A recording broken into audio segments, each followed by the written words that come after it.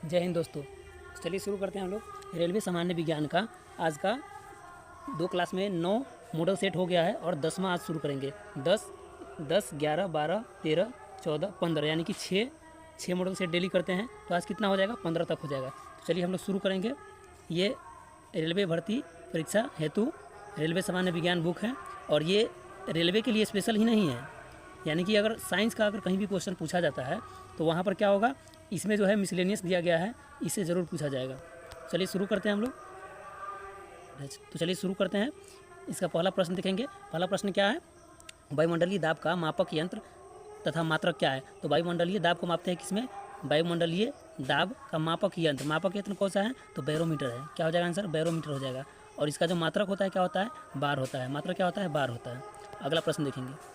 अगला प्रश्न है मानव नेत्र की स्पष्ट दूरी। मानव नेत्र की स्पष्ट दर्शन की न्यूनतम दूरी कितनी होती है, यानी कि मानव नेत्र जो है कम से कम कितनी दूरी पर देख सकता है। क्या हो जाएगा आंसर, 25 सेंटीमीटर। आंसर क्या हो जाएगा, 25 सेंटीमीटर। चलिए अगला प्रश्न देखेंगे। अगला प्रश्न है कैप्सूल का आवरण बना होता है। कैप्सूल जो होता है, दवा में जो कैप्सूल होता है वो जो बना होता है वह किससे बना होता है, तो स्टार्च का बना होता है। कैप्सूल जो होता है किसका बना होता है, स्टार्च का बना होता है। अगला प्रश्न, अंडे का आवरण बना होता है।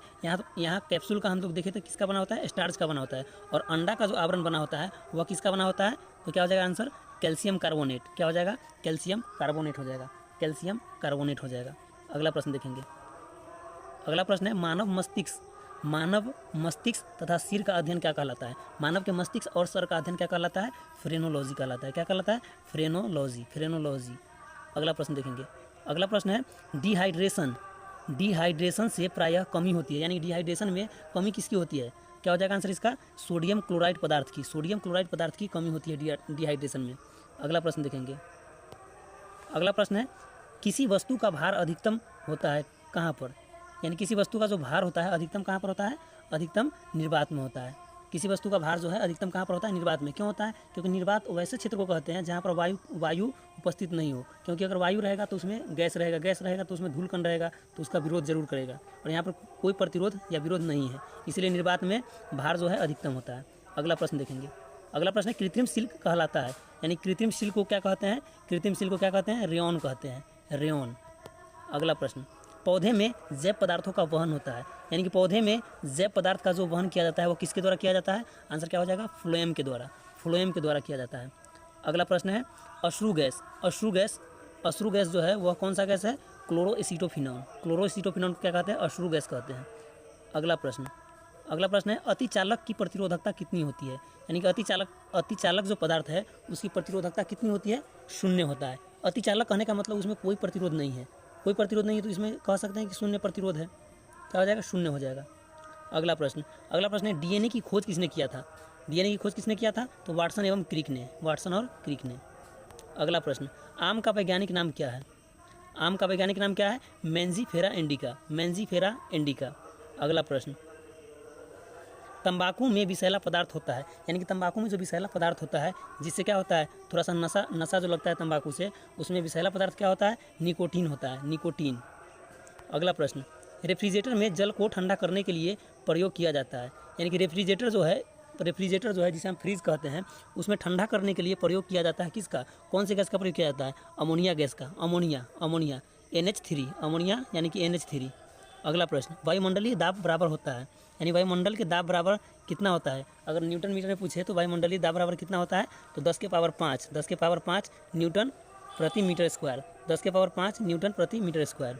अगला प्रश्न है दो समानांतर दर्पण के बीच रखी वस्तु का प्रतिबिंब बनता है, यानी कि दो समानांतर दर्पण जो है, दो समतल दर्पण को अगर समानांतर क्रम में रखते हैं, यानी कि आमने सामने रखते हैं, तो उसके बीच जो वस्तु का प्रतिबिंब बनता है वो क्या होता है, अनंत प्रतिबिंब बनता है। क्या होता है, अनंत प्रतिबिंब बनता है। और सबसे स्पष्ट प्रतिबिंब कौन सा होता है, तो सेकेंड वाला। क्या होता है, सेकेंड वाला प्रतिबिंब जो होता है वह सबसे स्पष्ट यानी कि सबसे अच्छा दिखता है, साफ दिखता है। अगला प्रश्न, पेप्सिन प्रोटीन को बदल देता है, यानी कि पेप्सिन जो है प्रोटीन को किसमें बदल देता है, तो पॉलीपेप्टाइड्स में। अगला प्रश्न है क्वाशियोरकर तथा मरासमस की बीमारी, क्वाशियोरकर और मरासमस की बीमारी जो होती है वो किसकी कमी से होती है, तो क्या हो जाएगा आंसर, प्रोटीन की कमी से। ये दोनों जो बीमारी है क्वाशियोरकर और मरासमस, ये प्रोटीन की कमी के कारण होता है। अगला प्रश्न देखेंगे, डीएनए की इकाई क्या कहलाती है? डीएनए यानी कि डीऑक्सीराइबोन्यूक्लिक एसिड, इसका जो इकाई होता है वो क्या कहलाता है? न्यूक्लियोटाइड्स। डीएनए का इकाई क्या कहलाता है? न्यूक्लियोटाइड्स। अगला प्रश्न, किस तापमान पर सेल्सियस और फ़ारेनहाइट का पाठ्यांक समान होता है? यानी कि किस तापमान, यानी कि तापमान बताना है कितने डिग्री सेल्सियस पर सेल्सियस और फ़ारेनहाइट दोनों का जो पाठ्यांक होता है वह समान होता है। क्या हो जाएगा? -40 डिग्री सेल्सियस। -40 डिग्री पर क्या होता है? फ़ारेनहाइट और सेल्सियस दोनों का पाठ्यांक समान होता है।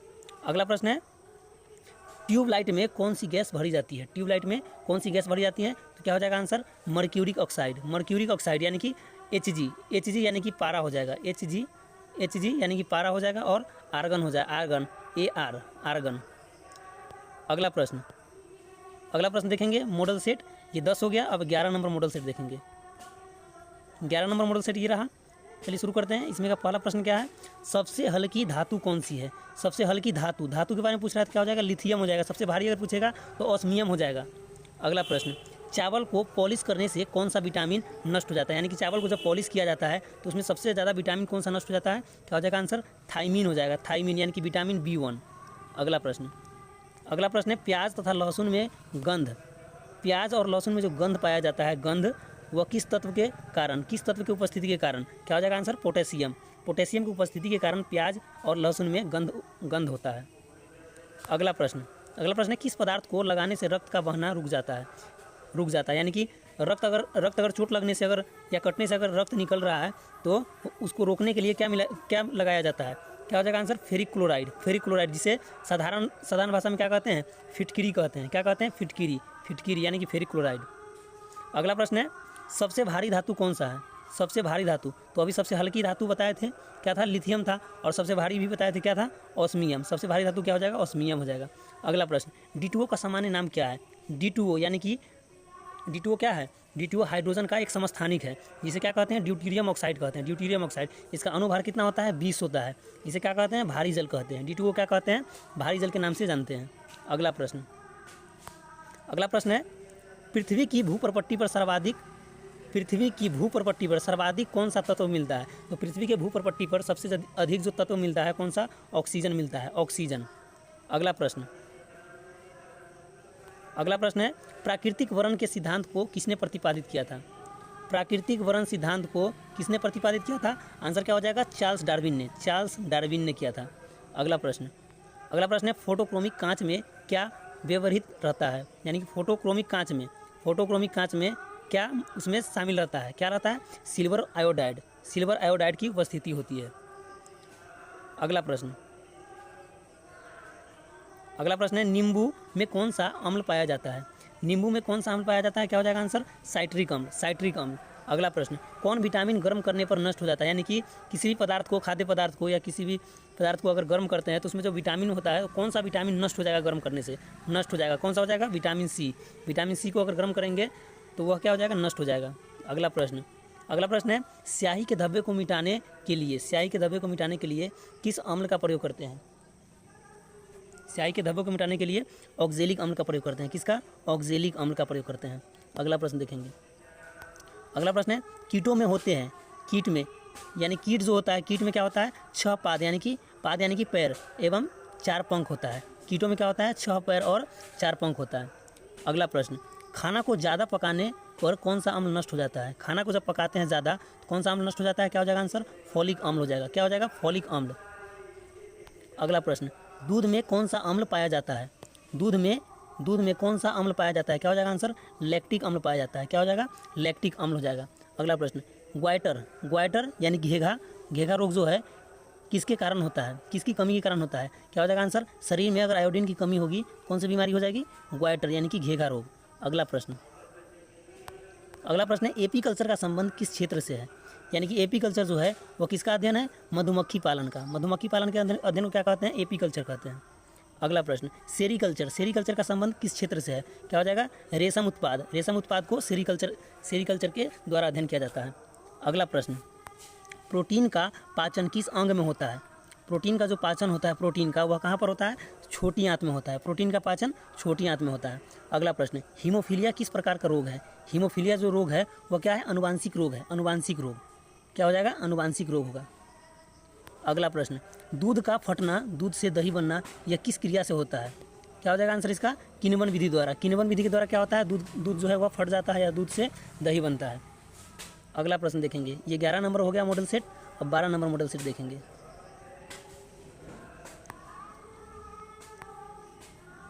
12 नंबर मॉडल सेट देखेंगे। 12 नंबर है ये। इसका पहला प्रश्न क्या है? इंसुलिन की खोज किसने किया था? क्या हो जाएगा आंसर इसका? इंसुलिन का खोज। इंसुलिन का खोज किसने किया था? तो बैटिंग एवं वेस्ट ने, बैटिंग और वेस्ट ने। अगला प्रश्न है, पारसेक किस भौतिक राशि का मात्रक है? पारसेक जो है वह मात्रक है किसका? खगोलीय दूरी का। पारसेक खगोलीय दूरी का मात्रक है। अगला प्रश्न, गाय के दूध का पीला रंग किसके कारण होता है? गाय का दूध जो होता है उसका रंग जो होता है पीला होता है। पीला होता है किसके उपस्थिति के कारण? क्या हो जाएगा? कैरोटीन की उपस्थिति के कारण। अगला प्रश्न, मलेरिया का जो परजीवी है, यानी कि मलेरिया जो है वह परजीवी के द्वारा होता है, और कौन से परजीवी के द्वारा? तो प्लाज्मोडियम परजीवी के द्वारा। प्लाज्मोडियम परजीवी के द्वारा। अगला प्रश्न, विकास के उत्परिवर्तन के सिद्धांत को किसने प्रतिपादित किया था? यानी कि विकास का उत्परिवर्तन जो है उसके सिद्धांत को किसने प्रतिपादित किया था? क्या हो जाएगा आंसर? ह्यूगो डी ब्रिज ने। ह्यूगो डी ब्रिज ने। अगला प्रश्न है, धातुओं की वेल्डिंग के लिए किसका उपयोग किया जाता है? यानी कि धातुओं को, एक धातु को दूसरे धातु से वेल्डिंग करने के लिए कौन से गैस का प्रयोग करते हैं? आंसर क्या हो जाएगा? एसिटिलीन। एसिटिलीन। और एसिटिलीन के साथ साथ क्या करते हैं? ऑक्सीजन का भी प्रयोग करते हैं। ऑक्सीजन का भी प्रयोग करते हैं। अगला प्रश्न है, पॉलीथीन किसका बहुलक है? पॉलीथीन किसका बहुलक है? क्या हो जाएगा आंसर? एथिलीन हो जाएगा। पॉलीथीन जो है एथिलीन का बहुलक है। अगला प्रश्न, लोहे को जंग से बचाने के लिए क्या किया जाता है? यानी कि लोहा में आप लोगों को पता है कि जंग लग जाता है। संक्षारण से क्या होता है? जंग लग जाता है। तो इसको बचाने के लिए क्या करते हैं? जस्ते का लेपन करते हैं। तो इसे क्या कहते हैं? जस्तीकरण कहते हैं या गैल्वेनाइजेशन कहते हैं। जस्ता का लेप चढ़ाना क्या कहलाता है? जस्तीकरण कहलाता है। अगला प्रश्न, हैलोजन में सर्वाधिक क्रियाशील होता है? हैलोजन गैस जो होता है, यानी कि आवर्त सारणी में जो हैलोजन वर्ग जो होता है 17 जो है हैलोजन वर्ग है, उसमें सबसे क्रियाशील कौन सा है? क्या हो जाएगा आंसर? फ्लोरीन हो जाएगा। सबसे क्रियाशील कौन सा गैस है? फ्लोरीन है। अगला प्रश्न देखेंगे। अगला प्रश्न है, गैलेना किस धातु का अयस्क है? यानी गैलेना जो है, गैलेना वो किस धातु का अयस्क है? क्या हो जाएगा? सीसा का अयस्क है। सीसा धातु का अयस्क है गैलेना। अगला प्रश्न, आंसू में कौन सा एंजाइम पाया जाता है?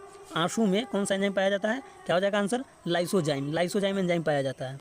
अगला प्रश्न है, आयोडीन की कमी से होने वाले घेघा रोग से किस ग्रंथि की वृद्धि होती है? यानी कि आयोडीन की कमी से होने वाला घेघा रोग जो होता है उसमें कौन से ग्रंथि की वृद्धि हो जाती है? तो इससे पहले भी हम लोग पढ़े थे, क्या था? थायराइड ग्रंथि। थायराइड ग्रंथि, यानी थायराइड ग्रंथि से क्या निकलता है? थायरोक्सिन हार्मोन निकलता है। अगला प्रश्न देखेंगे, पीएच मान का निर्धारण जो है किसने किया था? क्या पीएच का निर्धारण किसने किया था? क्या हो जाएगा आंसर? सोरेनसन ने किया था। अगला प्रश्न, मनुष्य के शरीर की सबसे बड़ी मांसपेशी, यानी मनुष्य के शरीर में सबसे बड़ी मांसपेशी कौन सी है? सबसे बड़ी मांसपेशी कौन सी है? Gluteus Maximus. अगला प्रश्न है, शरीर का घाव किस विटामिन से जल्दी भर जाता है? यानी कि शरीर में अगर कहीं भी अगर घाव है तो वह कौन से विटामिन से जल्दी भर जाता है? विटामिन का नाम बताइए। क्या हो जाएगा नाम? विटामिन सी हो जाएगा। कौन से vitamin? Vitamin C. Vitamin C से क्या होता है? घाव जल्दी भर जाता है। अगला प्रश्न है, फोटोग्राफी प्लेट पर किसकी कोटिंग की जाती है? यानी कि फोटोग्राफी प्लेट पर किसकी कोटिंग किया जाता है? क्या हो जाएगा? सिल्वर ब्रोमाइड का कोटिंग किया जाता है। सिल्वर ब्रोमाइड का। अगला प्रश्न, हैजा किस सूक्ष्म जीव द्वारा होता है? हैजा जो होता है, हैजा बीमारी जो होता है वह किस सूक्ष्म जीव के कारण होता है? तो विब्रियो कोलेरी। अगला प्रश्न है, मनुष्य के शरीर में सबसे बड़ी धमनी कौन सी है? यानी कि मनुष्य के शरीर में जो धमनी है, सबसे बड़ी धमनी कौन सी है? क्या हो जाएगा? महाधमनी, यानी कि ओर्टा हो जाएगा। महाधमनी यानी कि ओर्टा। अगला प्रश्न है, रक्त में गैसों का आदान प्रदान, यानी कि रक्त में गैसों का जो आदान प्रदान होता है वह किस अंग के द्वारा होता है? आंसर क्या हो जाएगा? फेफड़ा के द्वारा। रक्त का जो आदान प्रदान होता है वह फेफड़ा के द्वारा होता है। रक्त में गैसों का आदान प्रदान फेफड़ा के द्वारा होता है। अगला प्रश्न, पृथ्वी की आयु का परिकलन किस विधि के द्वारा किया जाता है? पृथ्वी की आयु जो ज्ञात करते हैं वह किस विधि के द्वारा? तो यूरेनियम डेटिंग विधि के द्वारा। यूरेनियम डेटिंग विधि के द्वारा पृथ्वी की आयु को ज्ञात करते हैं। अगला प्रश्न देखेंगे। अगला मॉडल सेट है कितना? ये 12 नंबर शायद हो गया। ये 12 नंबर मॉडल सेट हो गया। अब देखेंगे कितना? 13 नंबर देखेंगे, दूसरे पेज में है। 13 नंबर मॉडल सेट है। चलिए इसका पहला प्रश्न देखेंगे। पहला प्रश्न क्या है? ब्लैक होल सिद्धांत का प्रतिपादन किसने किया था? ब्लैक होल सिद्धांत का प्रतिपादन किसने किया था? क्या हो जाएगा आंसर? एस चंद्रशेखर ने किया था। एस चंद्रशेखर ने। अगला प्रश्न है, बोतल का कॉर्क किस वृक्ष की छाल से बनाया जाता है? यानी बोतल में जो कॉर्क होता है, कॉर्क, वह किस वृक्ष की छाल से बनाया जाता है? क्या हो जाएगा आंसर? कोक से। कोक वृक्ष का नाम है, उसके छाल से बनाया जाता है क्या? बोतल का कॉर्क बनाया जाता है। अगला प्रश्न है, दूध से क्रीम को अलग करने पर दूध के घनत्व, यानी कि दूध से अगर क्रीम अलग कर लेते हैं तो दूध का घनत्व पर क्या प्रभाव पड़ेगा? घनत्व उसका क्या हो जाएगा? घनत्व बढ़ेगा। घनत्व क्या हो जाएगा? घनत्व उसका बढ़ेगा। अगला प्रश्न, जंग लगने पर लोहे के भार में क्या परिवर्तन होता है? जंग लगने पर लोहे के भार पर क्या परिवर्तन होता है? उसका भार क्या होता है? बढ़ जाता है। भार बढ़ जाता है, लेकिन उसकी जो आयु होती है, आयु क्या होता है? आयु क्या होता है? घट जाता है। आयु उसका घट जाता है। और जंग से बचने के लिए क्या करते हैं? जस्ते का लेप चढ़ाते हैं, उसे क्या कहते हैं हम? जस्तीकरण कहते हैं। अगला प्रश्न है, चिकित्सा शास्त्र का जनक किसे कहा जाता है? चिकित्सा शास्त्र का जनक किसे कहा जाता है? क्या हो जाएगा आंसर? हिप्पोक्रेटस को कहा जाता है। अगला प्रश्न, मनुष्य के शरीर में कितना प्रतिशत जल होता है? मनुष्य के शरीर में कितना प्रतिशत जल होता है? क्या हो जाएगा? कितना प्रतिशत जल होता है? आंसर क्या हो जाएगा? 65 से 80% हो जाएगा। 65 से 80%। और कल वाले क्लास में हम लोग पढ़े थे कि मनुष्य के शरीर में जो रक्त होता है वह शरीर के वजन का, कुल वजन का कितना प्रतिशत होता है? क्या हो गया था आंसर उसका आंसर क्या था? 7% था। कितना? 7% था। अगला प्रश्न देखेंगे। अगला प्रश्न क्या है? किस रोग में रक्त का थक्का नहीं बनता? तो इसे पहले भी पढ़े थे। हीमोफीलिया रोग में क्या होता है? हीमोफीलिया रोग में रक्त जो है वह थक्का नहीं बनता है। वह रक्त जो है चोट लगने पर या कटने पर निकलते ही जाता है, वह जमता नहीं है। अगला प्रश्न देखेंगे। अगला प्रश्न है, कुपोषण में सबसे अधिक कमी किसकी होती है? यानी कि कुपोषण का शिकार जो हो जाता है कोई बच्चा या कोई व्यक्ति अगर कुपोषण का शिकार हो जाता है तो वह किसके कमी के कारण? क्या हो जाएगा आंसर? प्रोटीन के कमी के कारण कुपोषण का शिकार हो जाता है। अगला प्रश्न, शरीर में यूरिया किस अंग में बनता है? यानी कि यूरिया का जो निर्माण होता है शरीर में, वह शरीर के किस अंग में? आंसर क्या हो जाएगा? यकृत में बनता है, यकृत में। अगला प्रश्न, मनुष्य में बुढ़ापा किस ग्रंथि के लुप्त हो जाने के कारण आता है? मनुष्य में बुढ़ापा जो आता है वह किस ग्रंथि के लुप्त हो जाने से आता है? तो थायमस ग्रंथि के लुप्त हो जाने से बुढ़ापा जल्दी आता है। अगला प्रश्न, रक्तचाप किसके द्वारा नियंत्रित होता है? रक्तचाप जो नियंत्रित होता है वह किसके द्वारा? एड्रीनल ग्रंथि के द्वारा। एड्रीनल ग्रंथि के द्वारा रक्तचाप नियंत्रित किया जाता है। अगला प्रश्न क्या है? दूध को किस ताप पर पाश्चुरीकृत करते हैं? यानी कि दूध जो है, दूध इसको कौन से तापमान पर पाश्चुरीकृत किया जाता है? पाश्चुरीकृत का मतलब होता है कि उसको इतने ऐसे तापमान पर गर्म करते हैं और ठंडा करते हैं ताकि वह अगर कुछ देर तक रखा जाए, जैसे अगर 10 घंटा, 15 घंटा, 20 घंटा उसको रखा जाए तो वह क्या होगा? दूध नहीं फटेगा। कितने तापमान पर? 62 डिग्री सेल्सियस पर गर्म करते हैं तो क्या होता है? पाश्चुरीकृत हो जाता है दूध। अगला प्रश्न देखेंगे। अगला प्रश्न है, BHC 10% का व्यापारिक नाम क्या है? BHC 10% का व्यापारिक नाम क्या है? गैमेक्सिन। अगला प्रश्न है, दूध का खट्टा होना किसके द्वारा होता है? यानी कि दूध में किसकी उपस्थिति के कारण दूध जो है क्या हो जाता है? खट्टा हो जाता है। क्या हो जाएगा आंसर? जीवाणु हो जाएगा, जीवाणु। अगला प्रश्न देखेंगे। अगला प्रश्न क्या है? कपास की खेती के लिए सर्वोत्तम मिट्टी कौन सी है? क्या हो जाएगा आंसर? काली मिट्टी। यानी काली मिट्टी में कपास की खेती अधिक की जाती है। और काली मिट्टी जो है भारत में सबसे अधिक किधर पाया जाता है? सबसे अधिक महाराष्ट्र में पाया जाता है। और महाराष्ट्र के बाद गुजरात हो गया, मध्य प्रदेश हो गया, कर्नाटक हो गया, यानी कि उसी क्षेत्र में काली मिट्टी अधिक पाई जाती है। और काली मिट्टी को रेगुर मिट्टी भी कहा जाता है। अगला प्रश्न, बच्चे का लिंग किसके द्वारा निर्धारित होता है? यानी किसी भी बच्चे का जो लिंग निर्धारण होता है कि वो मेल है या फीमेल है, वो किसके गुणसूत्र के कारण? तो पिता के गुणसूत्र के कारण। अगला प्रश्न है, जीवन रक्षक हार्मोन किस ग्रंथि से स्रावित होता है? यानी कि मनुष्य का जो जीवन रक्षक हार्मोन है वो किस ग्रंथि से स्रावित होता है? आंसर क्या हो जाएगा? एड्रीनल ग्रंथि से जीवन रक्षक हार्मोन स्रावित होता है। अगला प्रश्न है, बैरोमीटर में पारे के तल का एकाएक गिर जाना क्या प्रदर्शित करता है? यानी कि बैरोमीटर जो है, जो वायुमंडलीय दाब को मापता है, वह एकाएक अगर गिर जाता है उसका पाठ्यांक, तो उसका संकेत क्या होता है? संकेत उसका क्या होता है? आंधी तूफान का आना। अगला प्रश्न देखेंगे। यह इस सेट का लास्ट प्रश्न था। अगला सेट देखेंगे, मॉडल सेट। अगला मॉडल सेट क्या है? 14 नंबर है। 14 नंबर मॉडल सेट है। 14 नंबर का पहला प्रश्न आप लोगों के सामने है। यहाँ क्या है प्रश्न है, RH फैक्टर जो है, RH फैक्टर इसका संबंध किससे है? आंसर क्या हो जाएगा? रक्त हो जाएगा। अगला प्रश्न है, पेनिसिलिन क्या है? एंटीबायोटिक है। और पेनिसिलिन का खोज किसने किया था? पेनिसिलिन का खोज किसने किया था? एलेक्जेंडर फ्लेमिंग ने किया था। फ्लेमिंग ने एलेक्जेंडर फ्लेमिंग ने किया था। अगला प्रश्न है, मनुष्य के हृदय में कितने प्रकोष्ठ होते हैं? मनुष्य के हृदय में, हृदय जो होता है, प्रकोष्ठ का मतलब होता है कितने चेंबर में बटा होता है। मनुष्य का हृदय जो होता है वह कितने चेंबर में बटा होता है? क्या हो जाएगा आंसर? 4 चेंबर में बटा होता है। और 4 चेंबर में कौन कौन सा होता है? एक होता है दायां अलिंद, और एक होता है दायां नीलय, और फिर होता है बायां अलिंद और बायां नीलय। दायां अलिंद, बायां अलिंद, दायां नीलय, बायां नीलय, यानी कि नीलय भी 2 होता है और अलिंद भी 2 होता है। अगला प्रश्न, अंडा में कौन सा विटामिन नहीं पाया जाता है? तो अंडा में कौन सा विटामिन नहीं पाया जाता है? क्या हो जाएगा आंसर? अंडा में, दूध में विटामिन सी नहीं पाया जाता है। अंडा और दूध दोनों में विटामिन सी नहीं पाया जाता है। अगला प्रश्न देखेंगे, प्रोटीन का पाचन किस एंजाइम के द्वारा होता है? यानी कि प्रोटीन जो हम लोग शरीर में जो प्रोटीन की मात्रा होती है उसका जो पाचन होता है वह किस एंजाइम के द्वारा? आंसर क्या हो जाएगा? पेप्सिन के द्वारा। पेप्सिन क्या है? एंजाइम है, इसके द्वारा प्रोटीन का पाचन होता है। अगला प्रश्न है, ब्राइट्स रोग शरीर के किस अंग को प्रभावित करता है? यानी कि यह रोग का नाम है, बीमारी का नाम है ब्राइट्स, और यह शरीर के किस अंग को प्रभावित करता है? क्या हो जाएगा आंसर? वृक्क को। वृक्क यानी कि किडनी को प्रभावित करता है। अगला प्रश्न है, अंडे के किस भाग में प्रोटीन अधिक पाया जाता है? यानी कि अंडा जो होता है, अंडा, उसके किस भाग में प्रोटीन अधिक पाया जाता है? तो हम लोग अंडा खाते हैं, उसमें सफ़ेद और अंदर में क्या होता है? पीला होता है। तो पीला को छोड़ के और जितना भी सफ़ेद भाग है, उजले भाग है, वो सब क्या है? प्रोटीन की मात्रा उसमें अधिक होती है। अगला प्रश्न, लोहे के किस रूप में कार्बन की मात्रा न्यूनतम होती है? यानी कि लोहे का जो रूप है, लोहे का बहुत रूप है, यानी कि अपरूप है, तो उसमें सबसे अधिक जो होता है कार्बन की मात्रा, यहाँ पर क्या पूछा गया? कार्बन की मात्रा न्यूनतम होती है। तो न्यूनतम कार्बन की मात्रा वाला कौन सा रूप है लोहे का? क्या हो जाएगा? पिटवा लोहा हो जाएगा। पिटवा लोहा जो है, इसमें कार्बन की मात्रा सबसे कम होती है। अगला प्रश्न, जीव विज्ञान का जनक किसे कहा जाता है? जीव विज्ञान का जनक किसे कहा जाता है? आंसर क्या हो जाएगा? अरस्तु को कहा जाता है। अगला प्रश्न है, रासायनिक दृष्टि से वाटर ग्लास क्या है? रासायनिक दृष्टि से वाटर ग्लास क्या है? सोडियम सिलिकेट है। क्या है? Sodium silicate.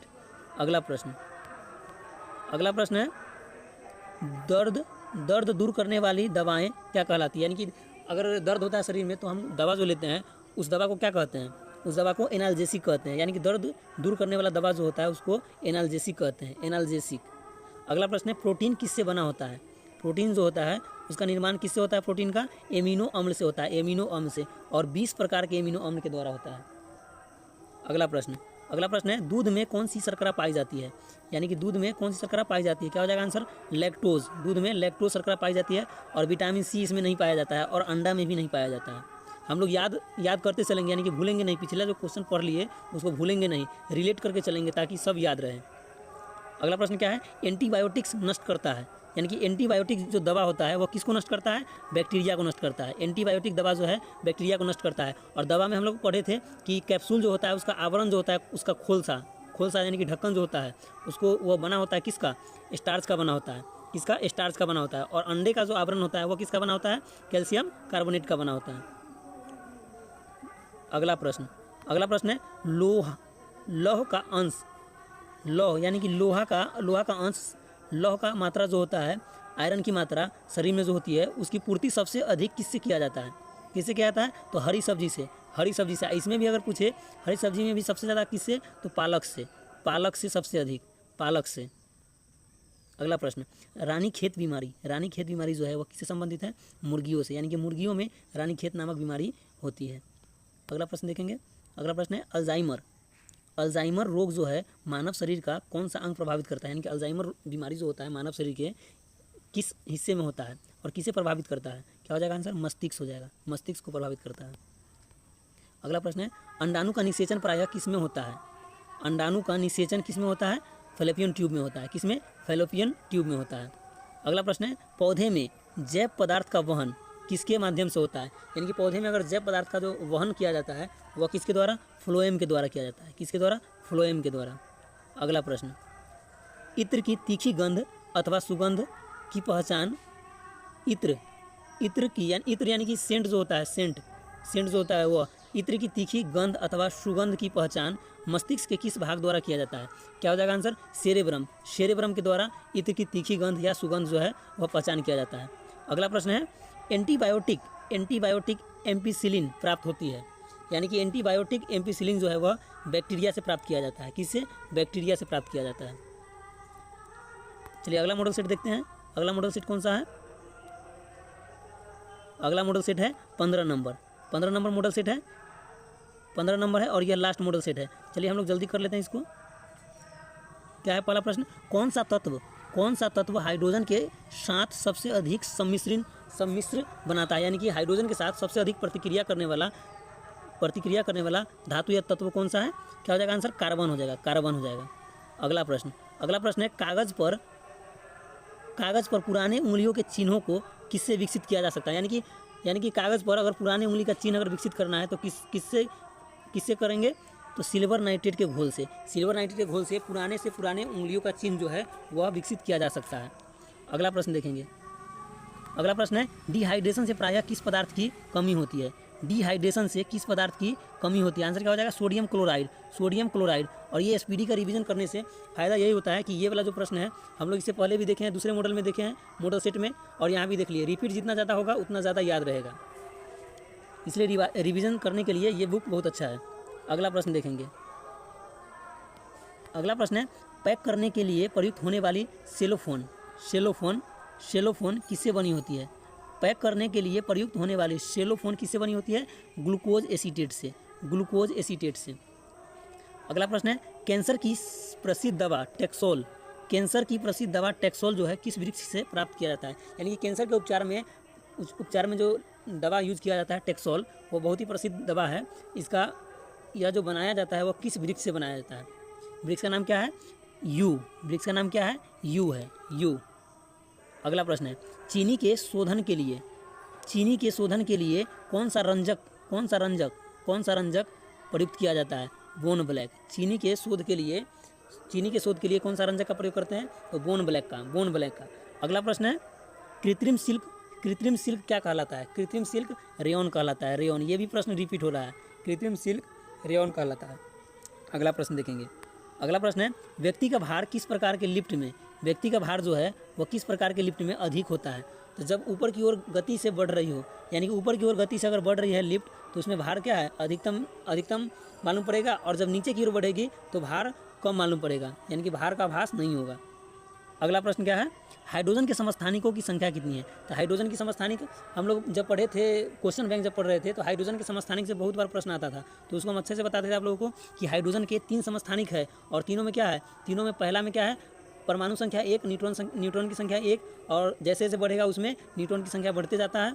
और ड्यूटेरियम जो होता है, यानी कि परमाणु हाइड्रोजन के दूसरा समस्थानिक, उसे D2O के नाम से जानते हैं, D2O के। और तीसरा जो होता है समस्थानिक, यानी कि प्रोटियम, ड्यूटेरियम और ट्राइटियम जो होता है तीसरा जो होता है ट्राइटियम, वो क्या होता है? रेडियो सक्रिय होता है। अगला प्रश्न देखेंगे। अगला प्रश्न है, द्रवों में ऊष्मा का सर्वोत्तम संवाहक कौन है? पारा है। द्रवों में ऊष्मा का सर्वोत्तम संवाहक पारा है। अगला प्रश्न, तारों के टिमटिमाने का आंशिक कारण क्या है? यानी कि तारा जो टिमटिमाता है उसका कारण क्या है? वातावरण, यानी कि वायुमंडलीय अपवर्तन के कारण तारे टिमटिमाते हैं। अगला प्रश्न, किसके साथ कास्टिक सोडा को उबालकर साबुन तैयार किया जाता है? यानी कि साबुन जो तैयार किया जाता है कास्टिक सोडा के साथ किसे उबालते हैं ताकि साबुन तैयार किया जाए? तो वसा को, यानी कि वसा को कास्टिक सोडा के साथ उबालते हैं तो क्या होता है? साबुन तैयार किया जाता है, साबुन। अगला प्रश्न, मानव में कशेरुकी की कुल संख्या कितनी होती है? यानी कि मानव में कशेरुकी की कुल संख्या कितनी होती है? 33 होता है, 33 जोड़ा। अगला प्रश्न है, मानव शरीर में औसतन ऑक्सीजन तत्व की प्रतिशत लगभग कितनी होती है? मानव शरीर में औसतन ऑक्सीजन तत्व की प्रतिशत कितनी होती है? तो मानव शरीर में ऑक्सीजन का प्रतिशत कितना होता है? 65% होता है। 65। और जल की बात करें तो 65 से क्या होता है? 80%। 65 से 80% क्या होता है? जल होता है। अगला प्रश्न है, ग्लूकोमा किसका रोग है? यानी कि ग्लूकोमा जो रोग है वह कहाँ पर होता है? मानव शरीर के किस अंग में से संबंधित है? आंसर क्या हो जाएगा? नेत्र हो जाएगा। आंसर क्या हो जाएगा? नेत्र हो जाएगा। नेत्र क्या हो जाएगा? नेत्र हो जाएगा। ग्लूकोमा जो है वह किससे संबंधित है? नेत्र से संबंधित है, नेत्र। अगला प्रश्न है, सभी जैव यौगिक का अनिवार्य मूल तत्व क्या है? सभी जैव यौगिक का अनिवार्य मूल तत्व क्या है? आंसर क्या हो जाएगा? कार्बन हो जाएगा, कार्बन। अगला प्रश्न देखेंगे। अगला प्रश्न है, फोटोग्राफी में कौन सा अम्ल प्रयोग किया जाता है? फोटोग्राफी में कौन सा अम्ल का प्रयोग करते हैं? क्या हो जाएगा आंसर? ऑक्जेलिक अम्ल। ये भी प्रश्न रिपीट कर रहा है, आज ही के क्लास में रिपीट हो रहा है। ऑक्जेलिक अम्ल फोटोग्राफी में प्रयोग करते हैं। अगला प्रश्न है, डायनासोर जो थे वह किस युग के थे? डायनासोर मेसोजोइक सरीसृप थे। मेसोजोइक सरीसृप थे। डायनासोर जो थे वह मेसोजोइक सरीसृप थे। अगला प्रश्न देखेंगे। चलिए ये लास्ट प्रश्न था। ये मॉडल सेट कितना 15 है। 9 तक हुआ था पिछले क्लास में और आज 6 हो गया मॉडल सेट, तो कितना हो गया 9 से 15 हो गया। और इसी तरह 6 लेके चलेंगे और ज़्यादा टाइम नहीं लेंगे। रिवीजन करने का सबसे बेस्ट तरीका है, ऐसे ही आप रिवीजन कीजिए। अगर वीडियो नहीं भी देख पाइएगा तो आराम से कहीं भी चला के रख दीजिएगा और सुन सकते हैं आराम से, सुनने से भी याद हो जाएगा। तो चलिए धन्यवाद आप सभी का।